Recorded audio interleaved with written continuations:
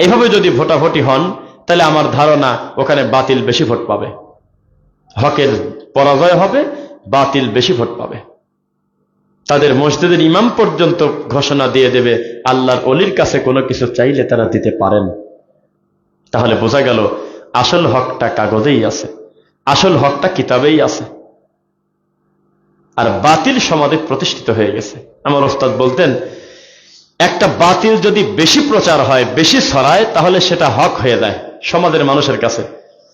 যেমন মসজিদে যদি কেউ কোরআন মাজিদের অনুবাদ পড়ে, তাহলে আমাদের এলাকার লোকজন আশ্চর্য হয় যে এইটা কি সম্ভব, মসজিদের ভিতরে এই লোকটা কোরআনের অনুবাদ পড়তেছে।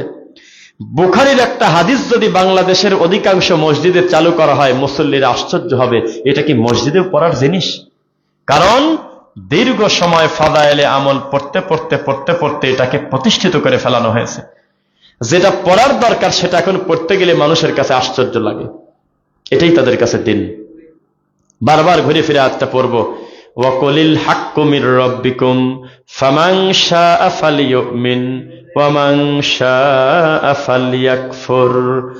হক আসে আল্লাহর পক্ষ থেকে। এজন্যই তো মুফতি মারুক কাশেমি কয়দিন আগে অকথ্য ভাষায় আহলুল হাদিসদেরকে গালিগালাজ করলো, বাহাস করলো, কত তাওহীদবাদী আলেমদেরকে বেইজ্জত করলো। আজকে সে দিনের কাছে, তাওহীদের কাছে পরাজয় হয়ে খোলা মাঠে স্বীকার করে দিচ্ছে আমি ভুল করছিলাম, আসলেই আহলুল হাদিসরাই সঠিক মানহাজে আছে। আগামীকালকে দায়িত্ব নেওয়ার ক্ষমতা আল্লাহ আমাকে দেন নাই। আমরা তো এই লোকটার বুক ছেড়ে দেখার ক্ষমতা আমাদের নাই। বাহ্যিকভাবে যেটা দেখা যাচ্ছে তাতে তিনি সত্য গ্রহণে আগ্রহী আছেন, আলহামদুলিল্লাহ। তার মানে হক কিন্তু তার মাদ্রাসার হুজুরদের মাধ্যমে আসলো না, কারণ তাদের হুজুররা অফিসিয়াল ভাবে তাকে খুঁজতেছে ধরে পিটানোর জন্য। তাদের ছাত্র বন্ধুরা লোক লাগাই দিয়েছে, যেখানে পাবে ওকে ধরো। ও বর্তমান ইহুদিদের কাছে বিক্রি হয়ে গেছে, মানে আমাদেরকে বলতেছে ইহুদি, নাউজুবিল্লাহ পড়েন। তার মানে হক কি তাদের ঘর থেকে আসলো না আল্লাহর পক্ষ থেকে আসলো? এর নাম বলে আল্লাহর পক্ষ থেকে। একজন পীরের খাদেম, মাজারের খাদেম, পীরের খলিফা হঠাৎ করে পরিবর্তন হয়ে দিনে আসলো। পীর সাহেব দিল না আল্লাহ দিল? তার মানে ব্যক্তি থেকে লোকটা পাইল না, আল্লাহর পক্ষ থেকে তার উপরে হেদায়েত আসছে। একটা সূত্র বলি, ইমাম ইবনুল কাইয়িম রাহিমাহুল্লাহ এটার ব্যাখ্যা দিয়েছেন। তিনি বলেছেন যেই লোকটা ইসলামের বিরুদ্ধে খুব কঠিন বিষোদ্গার করে, এত সমালোচনা করে, এত গালিগালাজ করে যে খুব কঠিন ভাবে করে, তাহলে তার ব্যাপারে আমাদের মন্তব্য দুইটা, আশা করা যায় দুইটা। খেয়াল করবেন, এক, অচিরেই আল্লাহ তাকে ধ্বংস করে দেবে। শুনতেছেন আমার কথা? আমি কিন্তু গোটা খুতবা আমি সাজিয়েছি ইনশাআল্লাহ দিনের ব্যাপারে, খেয়াল করে শুনবেন। কেউ যদি কোরআন হাদিসকে, দিনকে, সুন্নাহকে খুব নিকৃষ্ট ভাষায় গালিগালাজ করে, তার ব্যাপারে মতামত কয়টা? এক, আশা করা যায় দ্রুতই ধ্বংস হয়ে যাবে, সে অপমানিত হবে, লাঞ্ছিত হবে। ইহসান গ্রুপের একটা লোক, তার নাম আমার মনেও নেই, দরকার নেই মনে রাখা, এরকম একটা লোক আমার নবীর সুন্নাহ নিয়ে কুয়াকাটার মাটিতে নিকৃষ্ট ভাষায় সমালোচনা করেছিল। দেখেছেন ভিডিও আপনারা? বুকের উপরে হাত বেঁধে উনি মানুষকে বলতেছে যে আপনারা দেখবেন আপনাদের ভিতরে ইহুদের দালালরা আছে, তারা এভাবে হাত বাঁধে। পায়ের সাথে পা লাগানো নিয়ে খিলখিল করে হেসে একটা নাট্য মঞ্চ বানাইছিল বেশ কিছুদিন আগে, বছর দুই মনে হবে। ইহসান গ্রুপে মনে আছে ভাই? কোথায় সে? 17,000 কোটি টাকা গায়েবের নামে জেল খাটতেছে। বেশ কিছুদিন আগে আপনার এই বাড়িধারার দিকে একটা মৌলবী, নামের শেষে কাশেমি, সেই লোকটা নিজের গলা 2 হাত দিয়ে ধরে বলতেছে আহলে হাদিস এভাবে হাত বাঁধে। নাউজুবিল্লাহ। প্রকাশ্যে নবীর সুন্নাহ নিয়ে ব্যঙ্গ করে বলল আমাদের নামাজ, মানে আমরা যে পদ্ধতিতে নামাজ পড়ি রাসূলের পদ্ধতি, এইটার নাম উনি দিয়েছে ডিস্কো নামাজ। ছোট পাপ না বড় পাপ? একটু বলেন তো মুখ দিয়ে। উনি যে কাজটা করলো, ছোট পাপ না বড় পাপ? আমাদেরকে খাটো করলো না সুন্নাহ নিয়ে ব্যঙ্গ করলো? সেই প্রতিবন্ধী এই কাজ করার পরে 11 দিন না 12 দিন পরে জেলে ঢুকে 2 থেকে 3 বছর পস্তালো। বের হয়ে এখন মানসিক প্রতিবন্ধী হয়ে গেছে, কি যে বলে তার হিসাব নেই। তো ইমাম ইবনুল কাইয়িম রাহিমাহুল্লাহ বলেছে যারা দ্বীনের শত্রু, সুন্নাহর শত্রু, তাওহীদের শত্রু, তাদের ব্যাপারে আমাদের মতামত দুইটা। অচিরেই সে ধ্বংস হবেই। আর লাস্টে বলছে আরেকটা, নয় সে হেদায়েত পেয়ে যাবে। বোঝেন নাই? প্রথমটা কি? ধ্বংস হবেই। দ্বিতীয়টা কি? নয় হেদায়েত পাবে। কেন? কারণ এত গভীর সমালোচনা করতে গেলে তো পড়াশোনা করছে। বুঝে কথা বলবেন। গভীর সমালোচনা করতে পড়াশোনা করা লাগে না? আপনি আহলুল হাদিসদের ভুল ধরতে গেলে বুখারী পড়তে হবে, যে কি কি আমল করে, কোন দলিল, এগুলো ঘাটতে হবে, এগুলোর অপব্যাখ্যা করতে হবে, তারপরে ভুল ধরতে হবে। হাওয়ার উপর ভুল ধরা যায় নাকি? তো মুফতি মারুফ কাশেমের হয়েছে তাই। সারা জীবন আহলে হাদিসদের বিরোধিতা করলো, জর্দাকে টিকানোর জন্য আমাদের আহলে হাদিসের এক আলেমের সাথে বাহাস করছে, সম্ভবত মাহবুবুর রহমান বিন আব্দুর রাজ্জাক মাদানী, আমার এক বন্ধু, ওনার সাথে বাহাস পর্যন্ত করছে যাতে জর্দাটাকে হালাল করা যায়। সেই মানুষটা আজকে সালাফি কনফারেন্সে হাজার হাজার তাওহীদবাদীর সামনে সারা পৃথিবীর মানুষকে জানিয়ে দিল যে আমি সঠিক আকীদা গ্রহণ করে নিলাম। তার মানে বোঝা গেল যারা হকের বিরোধিতা করে তাদের রাস্তা দুইটা। আমার কথা কি মিলতেছে নাকি? এক, ধ্বংস হয়ে যাবে। দুই, আল্লাহ তাকে হেদায়েত দেবেন ইনশাআল্লাহ। ইতিপূর্বে তাই প্রমাণ করে। দেখেন, আমি কিছু মানুষের নাম বলবো যাতে একেবারে প্র্যাকটিক্যাল বোঝেন, কারণ এরা দিনের শত্রু, এদের নাম বলা যায়। আপনাদের কি মনে আছে আজকে থেকে 5-6 বছর আগে থেকে একটা নাম শোনা যেত কিছুদিনের জন্য? তার নাম ছিল লুৎফর রহমান ফারাজি। 3-4 বছর আগেও এই লোকটার কর্মকাণ্ডে, কথাবার্তায় মনে হতো যে দুনিয়াতে ডেলিভারি হয়েছে আমাদেরকে অকাত্য ভাষায় গালিগালাজ এবং আমাদেরকে খ্রিস্টান বলার জন্য। আমরা এক হাতে মুসাফা করি কি কারণে? সেই কারণে আমাদের নাম দিয়েছে, আমরা বলে খ্রিস্টান। বই বের করে, বইয়ের পৃষ্ঠা নাম্বার বের করে বলতো, এই দেখেন, এই দেখেন, আহলে হাদিস ইহুদির দালাল। বলছে নাকি? অকথ্য ভাষায় গালিগালাজ করতো, তার মুখের দিক তাকানো যেত না, এত ভেংসি দিয়ে দিয়ে তিনি কথা বলতো।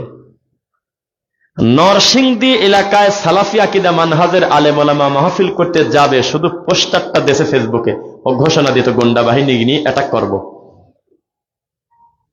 বুঝতেছেন আমার কথা? কোথায় সে লোক? একটু উত্তর দেন, আমি শুনি। কোথায় আছে? কোন জায়গা সে বলেন, আমি তার দেখব। আহলে হাদিসের মাঠের কথা বলি নাই, তার নিজের ঘরের মানুষ যাকে কোলে করে এত নোংরামি শেখাইল, তাদের ভিতরেও তো তার কোনো মান নেই। লেখেন, লুৎফর রহমান ফারাজি 2025 ওয়াজ, যদি 5টা বক্তব্য পান আমি মিথ্যুক। কেউ ডাকে না, জুকার, হাসির পাত্র। দেখবেন রাজনৈতিক উদ্দেশ্য হাসিলের কারণে কিছু কিছু ল্যাংটা বাচ্চাকে পুষে রাখে, দেখেছেন? এই অমুককে মারো, এই অমুককে ধরো, উল্টা পাল্টা কথা বলে, কেউ তাকে কিছু বলতে পারে না। নেতামি করে বেড়ায়, শয়তানি করে বেড়ায়, লোকজন খালি বদদোয়া করে, আল্লাহ এই ছেলেটার এত সাহস, এত খারাপ আচরণ করতেছে, এত কিছু। দেখা গেল যে ওই দলের বিপদের সময় অথবা কোনো একটা পদের টাইমে এই জোকারের কোনো দামই নেই, কোনো মূল্য নেই, ওর কোনো দাম নেই। কারণ ও বোঝে নাই যে ওর ঘাড়ের উপরে পাও দিয়ে নেতারা উপরে উঠতেছে, ও ল্যাংটাই আছে। তো ঠিক তেমনি যেই ফারাজি তার নিজের মাঠের রাজা হওয়ার জন্য আমাদেরকে গালিগালাজ করলো, আজকে তাদের মাঠেই তাকে মাহফিলেও কেউ ডাকে না, তার কোনো বড় সম্মেলনও নাই। থাকলে হাত তুলে বলেন, আমি দেখি। অথচ আগে হানাফি মহাসম্মেলন, আহলুস সুন্নাহ ওয়াল জামাতের ইসলামী সম্মেলন, মাযহাবুল ফিকহ, বিরাট বিরাট সম্মেলনের তিনি ছিলেন প্রধান আলোচক। আজকে সে ভেসে গেছে। আর একটা মাওলানা, বগুড়া শফিক কাশেমী নামে একটা মাওলানা, 1 রাকাত বিতিরকে এমন ভাবে ব্যঙ্গ করল, আম্মাজান আয়েশার হাদিসটাকে আল ওয়াইত্রু রাকাতাম মিন ওয়াহিদা, আম্মাজান বলেছে বেতের হলে 1 রাকাত। পৃথিবীর কোন মুহাদ্দিস বলে নাই যে এই হাদিসটা জাল। সহিহ বুখারীর হাদিস, আম্মাজানের বর্ণিত হাদিস, আল্লাহর রাসূল বিতর করেছেন 1 রাকাত। 3 পড়বেন আপনি, 5 পড়বেন, 7 পড়বেন, পদ্ধতি আলাদা, তবে 1 রাকাত বিতির, এটা সহিহ হাদিস দ্বারা প্রমাণিত। এই কথাকে ব্যঙ্গ করার জন্য যে কি করলো জীবনের 2টা বছর, তার হিসাব নাই। আজকে তারও নাম শোনা যায় না। সাবধান। সুন্নাহ নিয়ে যারা ব্যঙ্গ করে, দিন নিয়ে যারা মস্করা করে, বিশ্বাস করেন আপনি ফলাফল হাতে হাতে পাবেন। আপনি কাগজে লিখে রাখেন, আমি দেখব, নিশ্চিত হবেই। ওমান আযলামু মিম্মান ইফতারা আলাল্লাহি কাযিবা। একজন একজনের মাথায় বোঝা চাপালেই জুলুম হয় না। একজন আরেকজনের শুধু মাথায় বাড়ি দিলেই জুলুম হয় না। একজন একজনের টাকা মেরে খেলেই শুধু জুলুম হয় না, আল্লাহর উপরে জুলুম হয়। ওমান আযলামু মিম্মান ইফতারা আলাল্লাহি কাযিবা। তার থেকে বড় জালেম আর কেউ নাই যে আমি আল্লাহর উপরে মিথ্যারোপ করে না। আমরা নাকি দেহবাদী। আচ্ছা কোন এসব কথা সহ্য করা যায়? আমরা নাকি আল্লাহর দেহ সাব্যস্ত করছি। ডক্টর আবু বকর মোহাম্মদ জাকারিয়া স্যারের মতো এত বড় বিদ্বানের লেখনী বই নিয়ে এই নোংরামি করে এই বেদাতীরা, বলতেছে যে উনি নাকি দেহবাদী। নাউজুবিল্লাহ পড়েন। মানে আমাদের অপরাধ কি? আল্লাহ তার নিজের ব্যাপারে যা যা বলছে আমরা সেটাই বলছি, এটা বলে আমাদের অন্যায়। ওরা বলতেছে বলা যাবে না, যেখানে আল্লাহর ইয়াদুন হাতের কথা, ওখানে হাত মানে হলো কুদরত। কি কয় সব? আচ্ছা এক হাত মানে কুদরত বুঝলাম, তো দুই হাতের কথা যেখানে হাতে সেখানে কি কবি? এটা তো আমি বুঝি না। হাত মানে যদি কুদরত হয়, তাহলে দুই হাতের কথা যেখানে আছে সেখানে কি বলবেন? উত্তর দেন তো কেউ আপনারা। দুই কুদরত হয় কোনদিন? উনি দুই শক্তির অধিকারী, এটা কি কেমন কথা? কুদরত মানে কি? শক্তি, ক্ষমতা। তা হাত মানে যদি ক্ষমতা হয়, শক্তি হয়, তো দুই হাতের কথা আমার আল্লাহ যেখানে বলছে সেখানে কি উত্তর দিবেন? আছে উত্তর? নাউজুবিল্লাহ মিন যালিক, কিচ্ছু জানে না। এবার আসেন, আল্লাহ সুবহানাহু ওয়া তাআলা তার ব্যাপারে, নিজের ব্যাপারে তিনি যা যা বলেছেন, এগুলো আমরা মন মতো ব্যাখ্যা করব না আল্লাহর রাসূল যেভাবে বুঝছে সেভাবে? আল্লাহর রাসূলের থেকে আগ বাড়িয়ে বোঝার উপায় নাই। আমল বাতিল হবে, নষ্ট হবে, সব শেষ। তার বিচার ফয়সালার পরে আর কলম দেওয়ার জায়গা নাই। সেই রাসূল বলছেন, মহান রব্বুল আলামিন রাতের শেষ ভাগে তিনি প্রথম আসমানে নেমে আসেন। কিভাবে আসেন সেটা আমি জানি নাকি? আমার থেকে শুনে আসবে নাকি? তিনি আল্লাহ কিভাবে আসে সেটা আমার চিন্তা কিসের? এইটা পণ্ডিতি করে এই বেদাতীরা বলতেছে যে আল্লাহ যদি উপরেই থাকবি তাহলে আসলো কি কামে আর গেল কি কামে?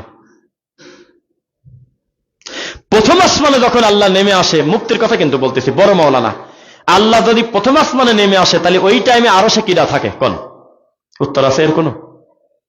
এগুলো শয়তানি কিনা কথা বলেন। আল্লাহর ব্যাপারে প্রশ্ন তুলতেছে। সবচেয়ে বড় দুর্ভাগ্য তাদের যারা নিজের মেধা দিয়ে মাখলুক হিসেবে খালেককে মাপতে যায়। নাউজুবিল্লাহ পড়েন। তার আশা দেওয়ার মতো কি কয় সব কথা? আল্লাহর সাথে তো তুলনাই চলবে না। ওয়ালাম ইয়াকুল্লাহু কুফুয়ান আহাদ। এবার আমি মালাকুল মউতের নাম নেই, আপনারা যাকে আজরাইল হিসেবে চেনেন, প্রতিষ্ঠিত হয়ে গেছে, কিন্তু এভাবে আজরাইল কথাটা আমরা পাই নাই কোরআনে। পাইছেন আপনারা? মালাকুল মউত বললে অসুবিধা আছে? তো মালাকুল মউতের ব্যাপারে আপনার কি প্রশ্ন আমাকে বলেন, আমি দেখি, অথবা আমি প্রশ্ন করে উত্তর দেওয়ার ক্ষমতা থাকলে দেন।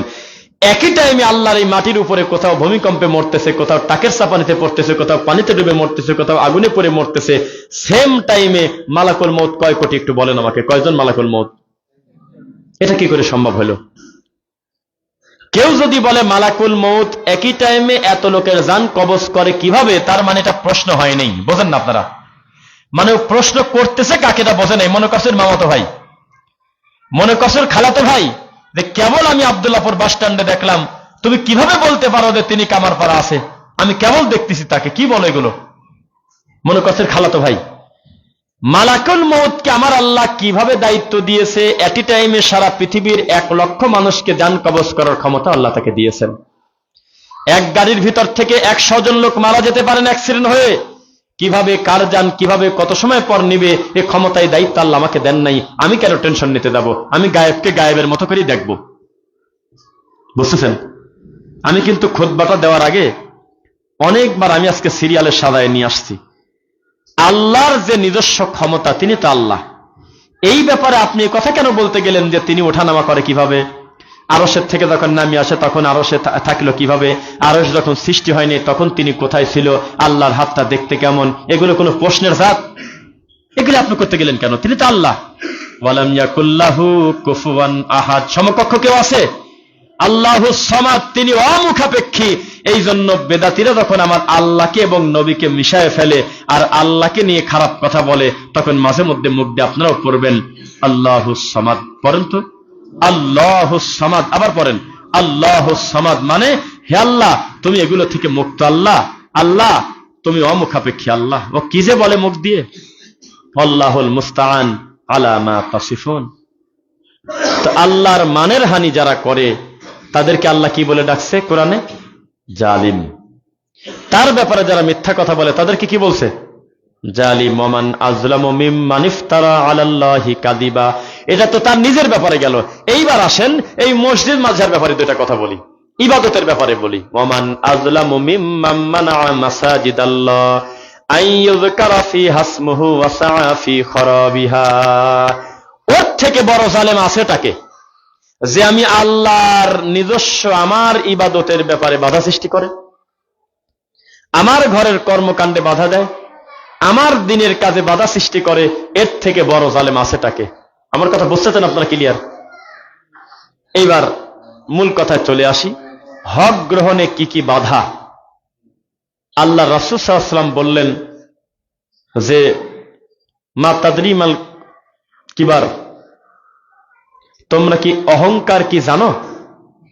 অহংকার বলতে কি বোঝো জানো?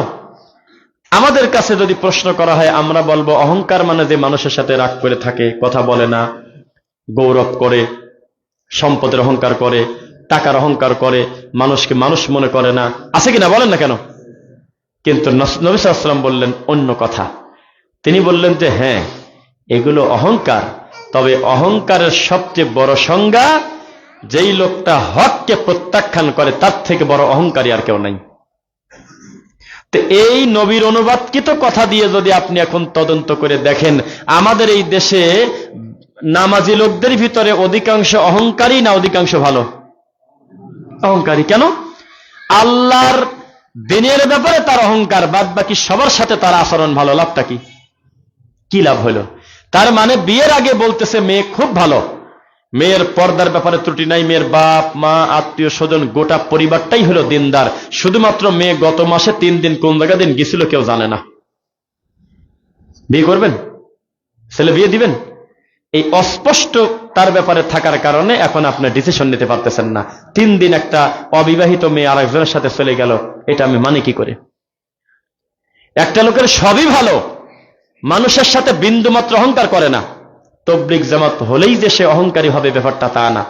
আপনার থেকে তার আচরণ সৎ আছে অনেকে। এখন আপনি টঙ্গীর মাঠে যান, দেখেন যে 10 তলা বিল্ডিং রেখে, চাকরি বাকরি রেখে, বিরাট ধনী লোক এই ঠান্ডা শীতের দিনে উপরে কোন রকম একটা সামিয়ানা দিয়ে বাঁশখুঁটি ধরে রাত কাটাচ্ছে, খেতা বালিশ নিয়ে আসে, তাও বালিশও খুব নামমাত্র বালিশ। অহংকার কিসের অহংকার তার? আপনি এখন যা তাকে গালি দিবেন, আপনাকে নতুন করে গালি দেবে না। তার মানে লোকটার জাগতিক সব ঠিক আছে, অহংকার করে না, কিন্তু দিনের ব্যাপারে ওর থেকে খারাপ লোক আর কেউ নেই। কারণ ও দিনের সাথে অহংকার করতেছে, সত্য নিল না, হক নেয় নেই। বোঝেন না মনে হয়? একজন বেদাতি কবর পূজারী হলেই যে তার অহংকার থাকবে দুনিয়াবি ব্যাপারটা তা না। অনেক সরমনের মুরিদও আছে, আচরণ খুব ভালো। নাম বলবো না, আমার সাথে সাকিব আছে এখানে। আমি একটা মাদ্রাসায় চাকরি করতাম, তো একটা লোককে মাঝে মধ্যে হাত ধরে বলতাম, আপনার মতো লোক যে সরমনায় কিভাবে পড়ে থাকে আমি বুঝি না মামা। নাম বলবো না, উনি শুনে ফেলবো না, ছেলের সাথে আমি পড়াশোনা করছি, লজ্জা পাবে। আমি হাত ধরে মাঝে মাঝে বলতাম, মামা গোটা গ্রামে 5 জন মানুষের আচরণ বেশি ভালো থাকলে তার মধ্যে আপনি একজন, আমি জীবন অস্বীকার করব না। আপনি হাসি ছাড়া কথা বলেন না কারোর সাথে। আমি জানা মতে কোনোদিন শুনি নাই, এই 11 বছর এখানে পড়াশোনা করলাম, চাকরি করলাম, জীবনে শুনি নাই যে আপনি কাউকে একটা কটু কথা বলছেন। ঠিক না সাকিব? আপনার মতো লোক কিভাবে সরমনার মুরিদ হয় মামা আমি এটা বুঝলামই না। তাও হাসে, কিছুই কয় না, এখনো সরমনার মুরিদ। ওখানে ওরস যদি টাইম ঘোষণা হয়ে যায়, দুনিয়া দিয়ে তাকে ঠেকার রাখা যাবে না, চলে যাবে দরবারে। কিন্তু একটা কটু কথা কারোর সাথে বলে না, সারাদিন ওকে কেউ গালি দিলে প্রতিবাদ করে না। সরমনার বিরুদ্ধে যা খুশি বলবেন, কিছুই কয় না, খালি হাসে, কিচ্ছু বলবেন, একটা নোংরা কথা বলবেন না। তাহলে এ কোন বিপদ কোন? তার মানে উনি যদি বলে যে আমি অহংকারী না, আমি খুব সৎ, এই দেশের 98 জন স্বীকার করবে যে লোকটার অহংকার নাই, কিন্তু আমি বলবো যে না, মিথ্যুক, উনি অহংকারী। উনি আমার আল্লাহ সত্য অস্বীকার করে ফেলছে, উনি হক গ্রহণ করে নাই, হককে প্রত্যাখ্যান করেছে। আল্লাহর দৃষ্টিতে এর থেকে বড় অহংকারী আর হতে পারে না। এবার বুঝে নিছেন নাকি? তাহলে হক কি আমাদের দেশের মানুষ ঠিক মতো গ্রহণ করে? আচ্ছা শোনেন, ভিডিওতে সব বলাবই। মুফতি মারুফ কাসিমি ভাই আমাকে জড়ায় ধরে কান্না করতেছে কয়দিন আগে সালাফি কনফারেন্সে 28 তারিখে শুক্রবারের দিন। আমি বললাম কি হয়েছে? খালি বলতেছে মাফ করে দেন। আমি বললাম আপনি কি করছেন, আপনাকে আমি মাফ করবো? কয় যে আগে যে কত গালি দিছি তার আর হিসাব নেই, আগে যে কত বিরোধিতা করছে আপনার আর তার হিসাব নেই, আপনার ছবি সহ ভিডিও সহ কত কিছু করছি, তাই বললাম যে যেহেতু তাওহীদ স্বীকার করে নিছেন, আপনার অটো খামা, আপনি যেহেতু দিন মানি নিছেন, অটো খামা, আমার আর নিজস্ব ব্যক্তিগত কোনো রাগ নাই। তো এখন আমাকে বলতেছে আমি কি করব, আমি তো পলাতকের মতো আছি, আমি আমার গোত্রের লোক থেকে আমি পলাতকের মতো আছি, আমাকে যে কি পরিমাণ নির্যাতন, গালি গালাজ, হুমকি ধামকি, মারবো কাটবো, কত কিছু চলতেছে, আমি কি করব? তখন আমি বললাম ফাসবরুন জামিল, আপনি উত্তম ধৈর্য ধারণ করেন, আর কোনো চিকিৎসা নাই, আর কোনো ট্যাবলেট নাই, আর কোনো কিছুই নাই, খালি ধৈর্য ধারণ করবেন আর হকের উপরে থাকবেন। 2, আপনি যদি হিন্দু থাকতেন আগে, এখন যদি মুসলমান হতেন, তাহলে আপনার কিছু হইতো না, 2-1 দিন একটু নড়াচড়া হলে শেষ। যেহেতু আপনি মুসলমান থেকে মুসলমান হয়েছেন, মরা পর্যন্ত আপনার জীবনে যন্ত্রণা শেষ থাকবে না, শুধু আল্লাহ সন্তুষ্ট থাকেন। কথা কিন্তু কম বলতেছে, বুঝে নেবেন। এখনই কোনো হিন্দু যদি মসজিদে ঢুকে এসে আমার কাছ থেকে লাঠিটা নিয়ে যদি বলে ওস্তাদ আমাকে 1 মিনিট সময় দেন, অথবা খুতবার পরে আমি আপনার হাতে হাত দিয়ে আমি শাহাদা ঘোষণা দেব, দিতে পারে কিনা? 2-1 দিন সর্বোচ্চ তার বাপ মা 2-1 কথা বলবে, সারা পৃথিবীর কোনো মানুষের থেকে তার অত বাধা আসবে না। কি আসবে? 2025 সাল, সবকিছু দেখে শুনে বুঝে ভালো লাগছে, দিন গ্রহণ করে নেছে। কিন্তু এখন যদি আমার খুতবায় অথবা সালাতের পরে কোন একটা দেওবন্দি মুফতি এসে যদি বলে আজকে থেকে আমি কোরআন এবং সহিহ হাদিস মেনে নেব, আমি কোন জাল জয়ীফের উপরে আমল করব না, তাবিজ কবদে বিশ্বাস করব না, পীর ফকিরের নীতি থেকে ফিরে আসলাম, এই লোকটা বাড়িতে ঢুকতে পারবে না, তার বাপ এই সমাজে টিকতে পারবে না, তার আব্বা মাছ কিনতে যেতে পারবে না বাজারে। লোকজন বলবে ছেলেটার ইহুদি বানান লাগলো, শেষ পর্যন্ত টাকা পয়সার কি এতই অভাব যে আমেরিকার ডলার খাওয়া লাগবে, এই কথা বলবে। বলবে, লেখেন লেখেন, এখন বলবেই। আমার মতো লোকের বলছে, তা আপনি কে? আমি তো মাদ্রাসায় 2 কলম পড়াশোনা করছি। গ্রামের লোকজন ডাকি দাদাকে, বলতো যে তোমার নাতি মাসে কত করে পায়, এখন বলে না, কি বলতো। তাহলে বোঝা গেল হিন্দু থেকে মুসলিম হওয়াটা কঠিন না মুসলিম থেকে মুসলিম হওয়া কঠিন? মানুষ হতে হলে মানুষ হতে হয়। আল্লাহ তাআলা মুফতি মারুফ কাসেমি থেকে শুরু করে আরো যারা তাওহীদ প্রেমী খারাপ জায়গা থেকে উঠে এসে সঠিক আকীদায় আসতেছে, আল্লাহ তুমি কবুল করো। কামরুল ইসলাম অলিপুরীদেরকে আল্লাহ তুমি দিনের ব্যাপারে আরো তুমি শক্তিশালী করে দাও, যাতে তাদের তাওহীদের বাগানে দিনের আলো ছড়াতে পারে ইনশাআল্লাহ। যে কথা বলতেছিলাম, ওয়াকুলিল হাক্কু মির রাব্বিকুম ফামান শাআ ফালইউমিন ওয়া মান শাআ ফালইয়াকফুর। সত্য গ্রহণ করা যেমন ইজি, সত্য প্রত্যাখ্যান করাটাও তেমন ইজি। বরং সত্য প্রত্যাখ্যান করলে জাগতিক মর্যাদা বাড়ে। আল্লাহ মাফ করুক, মন্দ জিনিস দিয়ে উদাহরণ দেওয়া লাগে না। আল্লাহ, আমার ব্রেন শক্তি যদি হারিয়ে না যায়, আমি যদি পাগল মাতাল না হই, জীবনে আমি সালাফি আকীদা মানহাজ ত্যাগ করব না। আমি আল্লাহর কসম, হঠাৎ করে যদি মুখ ফসকে মেন্টাল হয়ে জীবনে বলে ফেলি আমি আগামীকাল থেকে সুন্নি হয়ে যাব, এই দেশের হাজার হাজার মুশরিক, হাজার হাজার বাউল, হাজার হাজার মাঝভান্ডার, হাজার হাজার ল্যাংটা, হাজার হাজার কবর পূজারী, মাজার পূজারী মুশরিক আগামীকাল কি আমার বাড়িতে এসে ফুলের মালা দিয়ে আমাকে কোলে করে বিশাল একটা বাগান বানিয়ে বলবে আজকে থেকে তুমি চাও কি তোমার নিয়ে আমরা মিছিল করব, কোটি কোটি টাকা দিয়ে তারা পূর্ণ করে দেবে। কারণ তারা জানে একটা মানুষকে মুশরিক বানাতে পারলে তাদের মাঠ লম্বা হয়ে যাবে। একজনকে দিয়ে সারা পৃথিবীর মানুষকে দেখাবে এই দেখো আমরা কি করলাম। কিন্তু আল্লাহর পরিকল্পনা, ও মাকারু ওয়া মাকারাল্লাহ ওয়াল্লাহু খায়রুল মাকিরিন। তার পরিকল্পনা কত সূক্ষ্ম যে মাজার পূজারী থেকে আহলুল হাদিস হচ্ছে মিনিটে মিনিটে। আহলুল হাদিসের বাচ্চা একটাও আমার জানা মতে মাজার পূজারী হয়নি। যে আহলে হাদিস হয়েছিল পরবর্তীতে দেখলো যে ভালো লাগে না, এরা ঠিক না, এই সেই আমি মাজারে চলে যাব। আমি আজ পর্যন্ত পাই নাই, আপনারা পেলে আমাকে বলেন যে পাইছেন, আমি পাই নাই। তবে কিছু কিছু উল্টা হয়েছে, যেমন আগে কবর পূজারী ছিল, মাজার পূজারী ছিল, পরবর্তীতে তিনি আরেক বেদাতি হয়ে গেছে। আলাউদ্দিন জিহাদি যখন ঘোষণা দিল আমি খাট পূজারীর সাথে থাকবো না, এরা সেজদা দেওয়াকে নেকি মনে করে, আমি কত নিষেধ করছি এরা মানে না, এরা বলে তাদিমে সেজদা। অনেক রাগারাগি করে ঝগড়াঝাটি করে উনি বের হয়ে গেল। তখন আমি ওনার হোয়াটসঅ্যাপে কতবার লিখছি আহলান সাহলান, ও কলিদার প্রিয় আলাউদ্দিন জিহাদি ভাই, দুনিয়াবি কোনো শত্রুতা আপনার সাথে নাই। আমরাও চিন্তা করতাম আপনার মতো একটা এলেমালা লোক আপনার মতো একটা পড়াশোনা জানা লোক কিভাবে এই খাট পূজারির সাথে পড়ে থাকে। আপনি আসেন আমাদের বুকে, আসেন তাওহীদের বাগানে। আমি বারবার মেসেজ দিছি, জীবনেও রিপ্লাই দেয় নাই। কয়েকদিন পরে দেখি আবার আর এক সমুদ্রে দেওয়া লাভ দিছে। ওই ঠাকুর ছেড়ে দিয়ে আবার আর এক ঠাকুর ধরছে। ব্যতিক্রম হচ্ছে, কিন্তু আহলুল হাদিস থেকে কোনোদিন কেউ মাজার পূজারি হচ্ছে না। এটাই দিনের বিজয়। আলহামদুলিল্লাহ। আল্লাহ, তোমার কাছে আমরা দাবি জানাই আজকের এই জুমার খুতবার মাধ্যমে আমাদের হক যেন আমাদের থেকে দূরে না চলে যায়, হকটা নিয়েই যাতে কবরে যেতে পারি। লা তাসালু তাইফাতুম মিন উম্মতি যাহিরিনা আলাল হক লা ইয়াদুররুহুম মান খাযালাহুম হাত্তা ইয়াতিয়া আমরুল্লাহুম কাযালিক। আল্লাহুম্মা আমিন। আপনারা একটু বসাটা সুন্দর হয় নাই, একদম কাতার ভেঙে দ্রুত সামনে চলে আসেন। এই যে আপনাকে ডেঙিয়ে আসতেছে, দেখতে খারাপ দেখা গেল, একটু এগিয়ে আসেন, আসেন দ্রুত দ্রুত, কোনো সিরিয়াল নাই। আপনি যখন দাঁড়াবেন তখন দেখবেন যে জায়গাটা বেড়ে গেছে, কিন্তু বসা অবস্থায় জায়গাটা বোঝা যায় না। ঠিক আছে, বোঝা যাচ্ছে। আপনি একটু করে মাঝখানে করেন, যাতে হ্যাঁ, যাতে কেউ কাউকে কষ্ট দিয়ে আসতে না হয়। যে কথা বলতেছিলাম, ওমান আযলামু মিম্মান মানাআ মাসাজিদাল্লাহ আইয়ুযকারা ফিহা ইসমুহু ওয়া সাআ ফি খরাবিহা। তার থেকে বড় জালেমকে যে আমি আল্লাহর দ্বীনের ব্যাপারে জিকিরে ইবাদতে বাধা সৃষ্টি করে। ও একটা জিনিস বলে যাব না, খেয়াল করবেন সবাই। এটা হলো কসবা না কোথায় যেন একটা ভিডিও দেখছিলাম, ওরা মাগরিবের নামাজের পরে, আপনার এলাকায় থাকলে বলেন তো, বিশেষ করে বৃহস্পতিবারের দিন গত শুক্রবারের রাত, আবার অনেক মসজিদে আছে প্রতিদিন মাগরিবের পরে 20 মিনিট হলেও লাইটটা বন্ধ করে সূরা হাশরের শেষ 3 আয়াত পড়ে সম্মিলিত জিকির করে হুজুর এবং তার কিছু মুসল্লিদেরকে নিয়ে। দেখছেন? দেখছেন না? আপনি দেখছেন কোথায়? বিভিন্ন জায়গায়, বাগেরহাট জেলায় দেখা গেছে। হ্যাঁ হ্যাঁ, বিভিন্ন জায়গায় আছে আছে, আমি নিজে দেখছি, আমার এলাকায় চলে। তো এরকম জিকির চলতেছে। তো এই মনে পড়ছে, মহিউদ্দিন খোকন ভাই আছে এই পাশে, অফিস MM লেভেল ইয়ের ভাই, আমাদের খুব দাওয়াতি মানহাজে খুব অ্যাক্টিভ। ওনার সাথে গিয়েছিলাম ওনার গ্রামে সাতকানিয়াতে।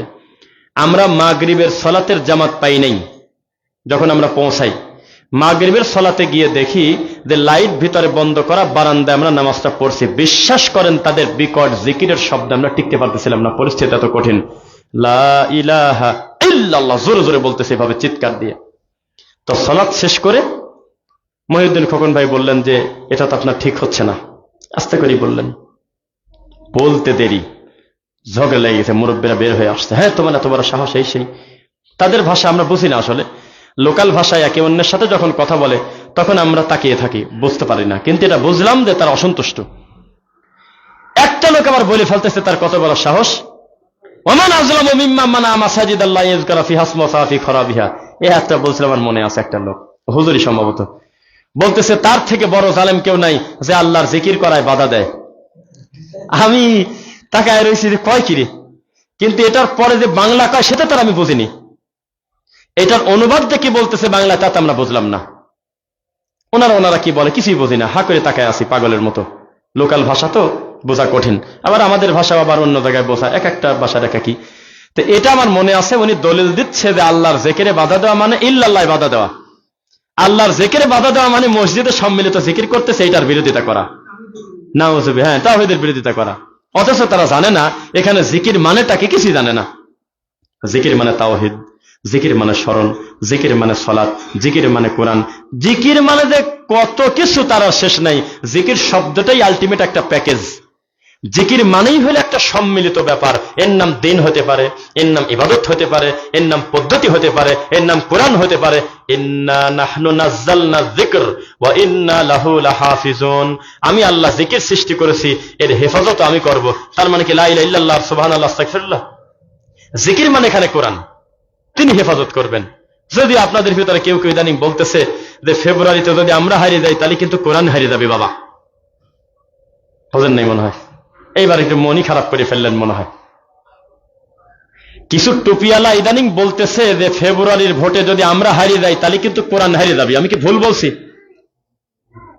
নাউযুবিল্লাহি মিন যালিক। কয় কি সব কথা? আল্লাহর নবী যুদ্ধে গেছে, সাহাবীদের কত যুদ্ধে আসানোর ফল আসে নাই, জয় হয় নাই। জীবনেও নবী বলল না আজকে ইসলামটা হারিয়ে গেল। আরে পাগল বলতেছে আমাদের সাথে না থাকলে সামনে কিন্তু ইসলাম হারিয়ে যাবে। কথায় কথায় জান্নাত, কথায় কথায় আল্লাহ, কথায় কথায় নবী, কি বলে মুখ দিয়ে সব কথা।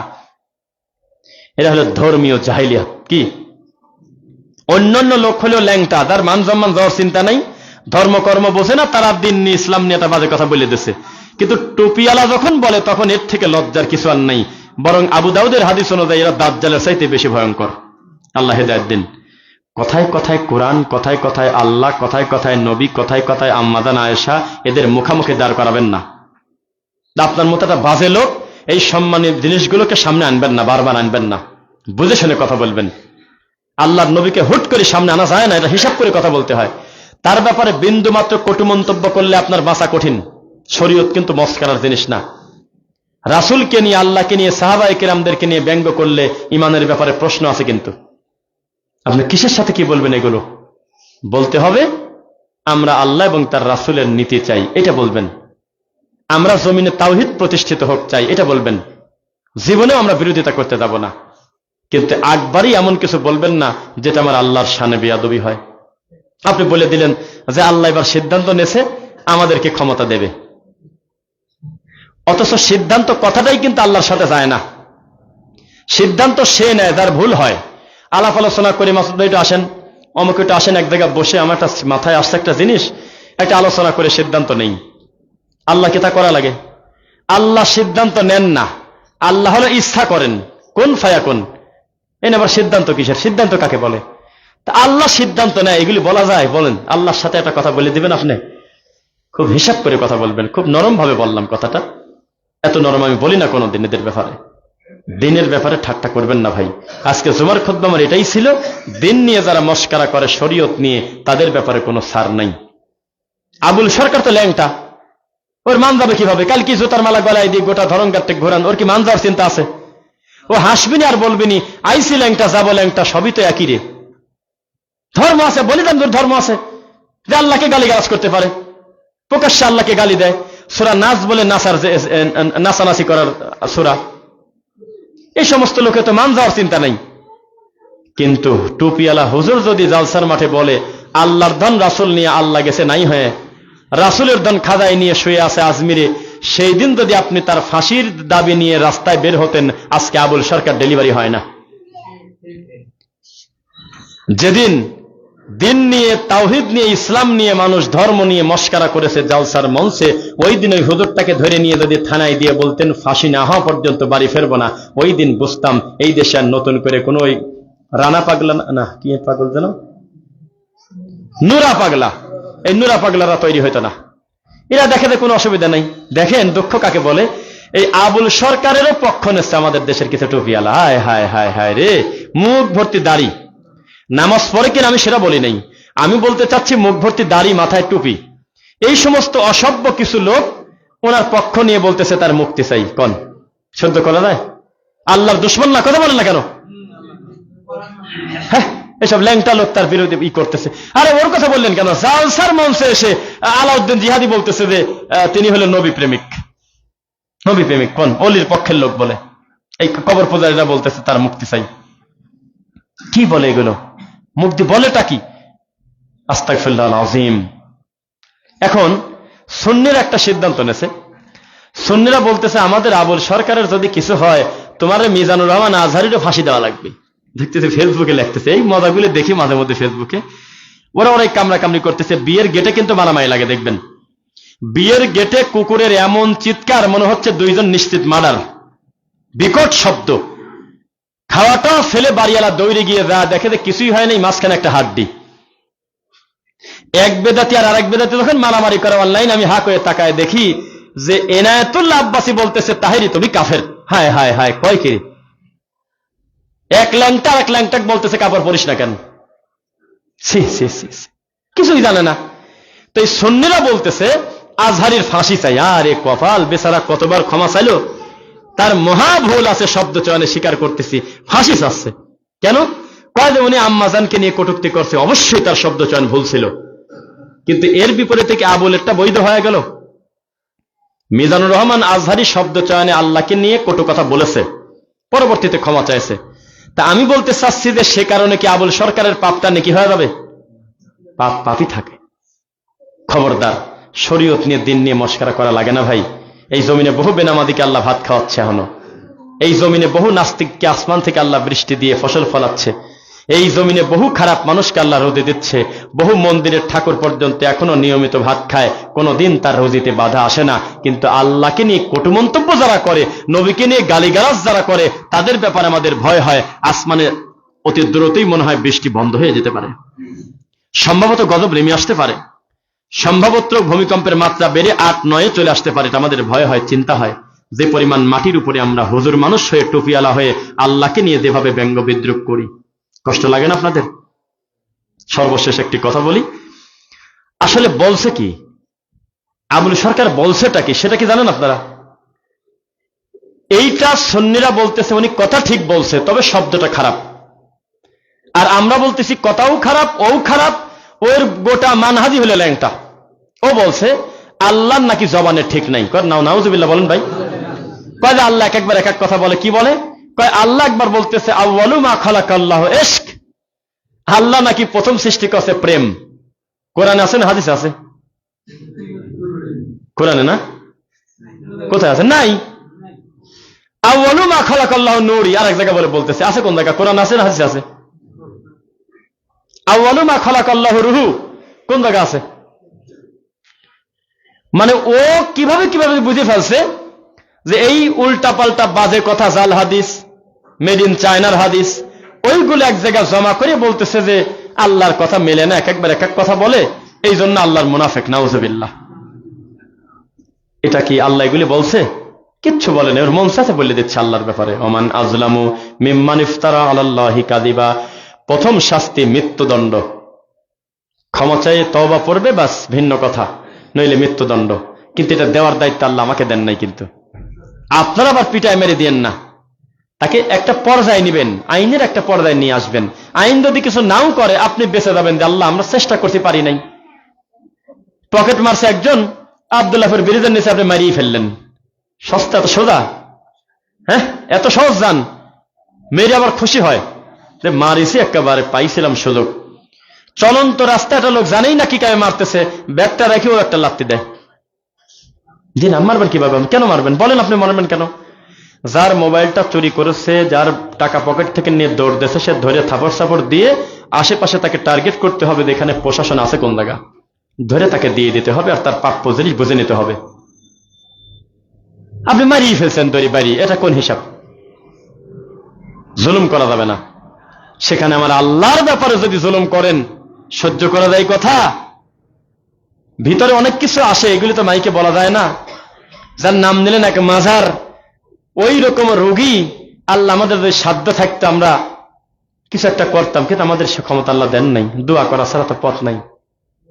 এরকম একটা খারাপ লোকের পক্ষ নিয়ে সে রাস্তায় বের হয়, হাহারে জাতি। তার মানে বোঝা গেল আমরা হলো সংখ্যায় মুসলমান। স্বপ্নের গরু চেনেন আপনারা? স্বপ্নের গরু চেনেন? স্বপ্নের গরু, সেই গরুর পা কয়টা? 4টা। সেই গরুর চোখ কয়টা? 2টা। কান কয়টা? 2টা। সব ঠিক আছে, কিন্তু বাস্তবে নাই। ঘুম ভাঙছে, শেষ। তো আমাদের দেশের 90% মুসলমান হলো স্বপ্নের মুসলিম। কিভাবে কিভাবে মুসলমান হয়েছে সে জানে না। ওয়াল্লাহি আল্লাহর কসম, মুরাদনগর কুমিল্লা মাহফিলে যাচ্ছিলাম, বিবারিয়া, ওই যে বিশ্বনন্দী ফেরিঘাট আছে না, ওই ফেরিঘাট পার হবো, আমরা ওয়েটিং আছে, একটা পিঠার দোকানে গেছি আমি আর সাকিব। তো পিঠাওয়ালা আমাকে বলতেছে যে আবুল সরকার সম্পর্কে আপনার মন্তব্য কি? তখন আমি তো বলতেছি যে দেখি ও কি বলে। আমি বললাম আপনার মন্তব্য কি? কয় উনি তো অলির পক্ষের লোক। ভুলভ্রান্তি একটু হলে উনি তো নবী প্রেমিক। এই কথা বলে তিনি দেখ কিছু আলেমের নাম নিয়ে খুব গালিগালাজ করতেছে, পিঠা বিক্রি করতেছে। মাগরিবের নামাজের টাইম, নামাজ পড়ল না। বলতেছে যে আমি অমুক হুজুরকে পালি আমি হত্যা করে দিতাম, আবুল সরকারকে পালি বুকেটা নিয়ে নিত বলে।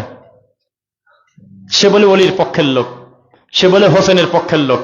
তখন আমরা দেখলাম একটা এলাকায় একটা মাজার প্রতিষ্ঠিত হলে যে কত বড় ক্ষতি হয়, ওই প্রভাবে গোটা সমাজ প্রভাবিত হয়ে যায়, নিরীহ মানুষ।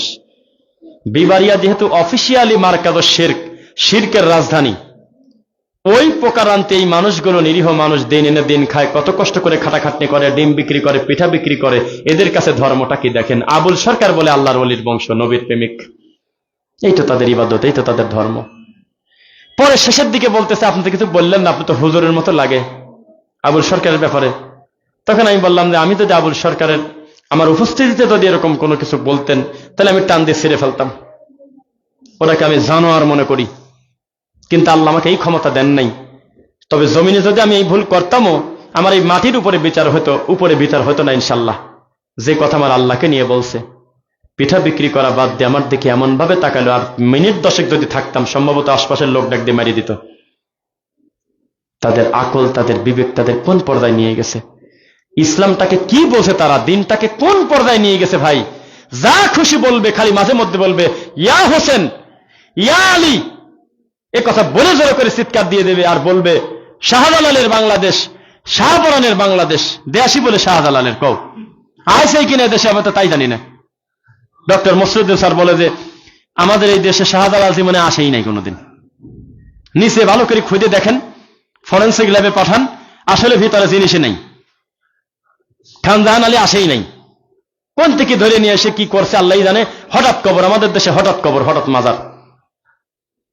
এমনও কিছু মাজার আছে নামও নেওয়া যায় না। সামনের আমি কয় তারিখে নরসিংদী একটা জায়গা যাবো, ওই পীরের নাম নেব না, আপনারা লজ্জা পাবেন।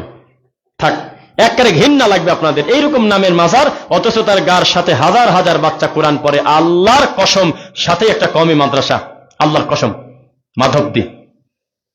ওইটা ওই মাজারের পাচিরের পাশে হইল একটা কওমি মাদ্রাসা, প্রায় 1000 বাচ্চারা মেশকাত পর্যন্ত পড়ে। আমি সেখানে যাব, যে আমি তাদেরকে ল্যাংটা বলবো, দেয় আমার মারে মারবে, লোক নিয়ে যাবো, কিছু দেখাবো, জাতিকে দেখাবো ভিডিও করে। ডাইরেক্ট আমি হুজুরকে বলবো যে আপনি একটা ল্যাংটা। ওই এলাকার প্রধানকে ডেকে বলবো যে আপনি মানুষই না। ডাইরেক্ট আমার আল্লাহকে সেজদা দিচ্ছে না, মানুষকে সেজদা দিচ্ছে। একটা খেতা বালিশের পূজা করে, ডব পাগলের পূজা করে। এখানে এত বড় মাদ্রাসা মসজিদ, আপনাদের মরে যাওয়া উচিত।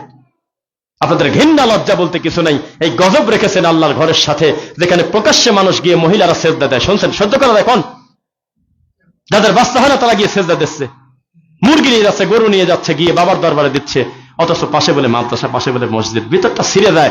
জানি না এরকম দরদি মানুষ যদি প্রত্যেক সমাজে 10টা করে থাকতো, আমার মনে হয় এই সমস্ত মাজার টাজার কবে নাই হয়তো ইনশাল্লাহ। আল্লাহ তুমি তাওহীদবাদী যুবক তৈরি করে দাও আল্লাহ। আমরা মরা সালাফি চাই না, আমরা জীবন্ত সালাফি চাই, প্রভাবিত সালাফি চাই, যাদের দাওয়াতি মানহাজ হবে দেখা, প্র্যাকটিক্যাল, হাতে হাতে ফল। গান বাচ্চাতে ডাইরেক্ট চলে দেওয়া লাগে বাড়িতে, কাকা আসসালামু আলাইকুম, আপনার সাথে আমাদের কোনো শত্রুতা নাই, এখনই গান বন্ধ করেন, এটা পাপের কাজ, আমরা আপনাকে ভালোবাসি, এখন গান বন্ধ করেন, এই বাড়িতে গান বাজা চলবে না। গোটা মহল্লায় যেন গান না বাজে। 10টা যুবক সৈনিক তৈরি হোক প্রত্যেক গ্রামে, গ্রাম ভালো। কোন বিচার হবে এদের দেখি? কোন লোক বলবে যে এই ছেলে ফেলে খারাপ, ওরা গান বন্ধ করে দিতে? বলুক দেখি। কেউ নাই, খালি দিন যাচ্ছে, আল্লাহু আকবার, বেহাক্কে লা ইলাহা ইল্লাল্লাহ। এই তো দিন, কোনো চিন্তা নাই, কোনো গবেষণা নাই, পেশাব পায়খানা যাচ্ছে, খাচ্ছে, দিন শেষ। সাবধান, প্রভাব বিস্তার করেন, কোন শিরকের ব্যাপারে আপোষ নাই, বলেন ইনশাআল্লাহ। আল্লাহ তুমি আমাদের অতীতের ভুল ক্ষমা করো। জুমার খুতবার প্রথম পর্ব শেষ করছি। বারাকাল্লাহু লানা।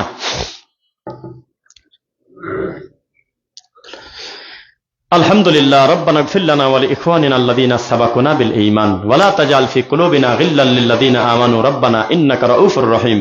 রব্বিরহামহুমা কামা রাব্বায়ানি সগীরা। রব্বিরহামহুমা কামা রাব্বায়ানি সগীরা। রব্বানা আতিনা ফিদ দুনিয়া হাসানাহ ওয়া ফিল আখিরাতি হাসানাহ ওয়া কিনা আযাবান নার। রব্বানা ইন্নাকা মান তুদখিলিন নার ফাকাদ আখযাইতা ওয়া মা লিজ জালিমিনা মিন আনসার। রব্বানা ইন্নানা সামি'না মুনাদিয়ান ইউনাদি লিল ঈমান আন আমিনু বিরাব্বিকুম ফাআমান্না। রব্বানা ফাগফির লানা যুনুবানা ওয়া কাফফির আন্না সাইয়্যাতিনা ওয়া তাওয়াফফানা মা'আল আবরার। আমিনও বললেন না কেউ। হায় হায় হায়, আমরা কই আছি? সবসময় তো আসতে বলা জরুরি না, আমিনের ব্যাপারটা আমরা শোনায় দেব।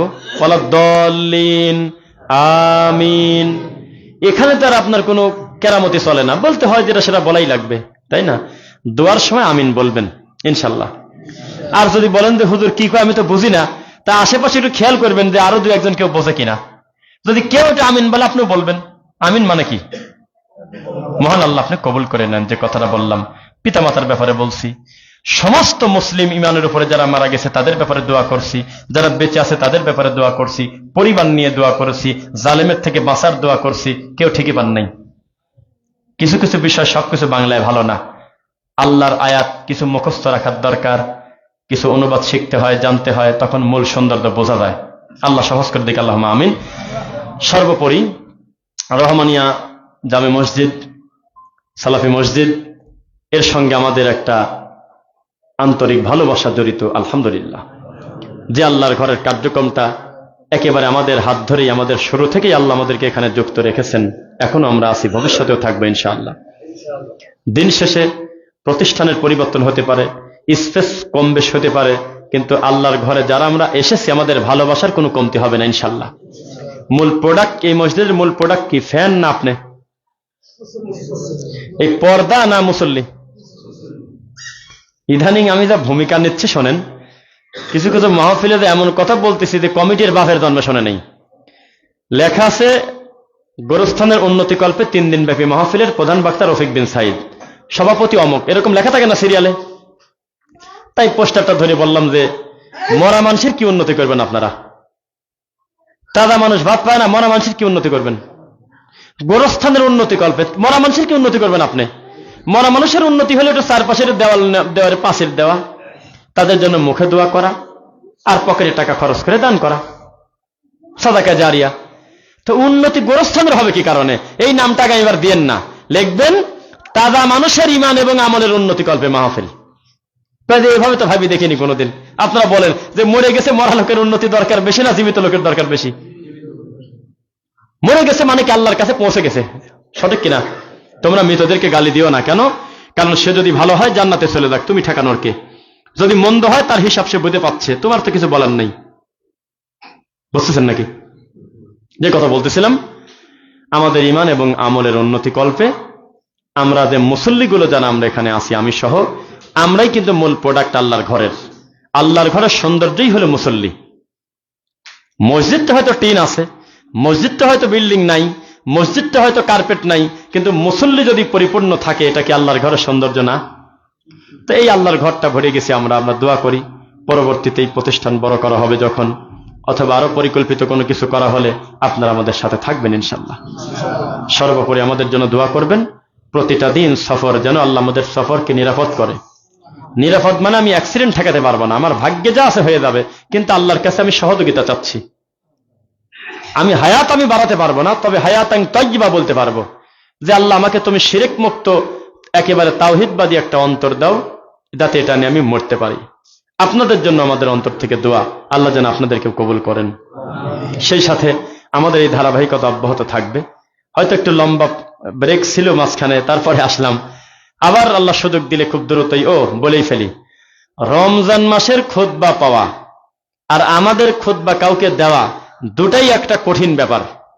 কারণ এগুলো সিন্ডিকেটের মতো একেবারে বহু আগে থেকেই আমাদের কিছু সীমাবদ্ধতার কারণে আগেই বুক হয়ে থাকে, অথবা আলেমরাও তাদের সুবিধা মতো দিয়ে থাকে। এরপরেও আমি এই বছর সর্বপ্রথম রমজানে একটা জুমার খুতবা রাখছি, প্রথম হলে এই মসজিদের জন্য। ইনশাল্লাহ দেখা হবে। যারা এই খুতবা দিবে তাদের কথা মনোযোগ দিয়ে শুনবেন, আল্লাহর কথা যারা বলবে তাদের জন্য কল্যাণের দোয়া করবেন। সর্বোপরি এখানে জায়গা দিয়ে, টাকা দিয়ে, বুদ্ধি দিয়ে, মেধা দিয়ে, শ্রম দিয়ে, ইমাম হয়ে, মুসল্লি হয়ে, মুয়াজ্জিন হয়ে যেভাবে সহযোগিতা করতেছে, আল্লাহ তুমি কবুল করো। আল্লাহর কাছে আমরা দোয়া করি, আমরা যারা ব্যবসা বাণিজ্য করি অনেকেরই ব্যবসা বাণিজ্যের অবস্থা ভালো না, আল্লাহ তুমি সহজ করে দাও।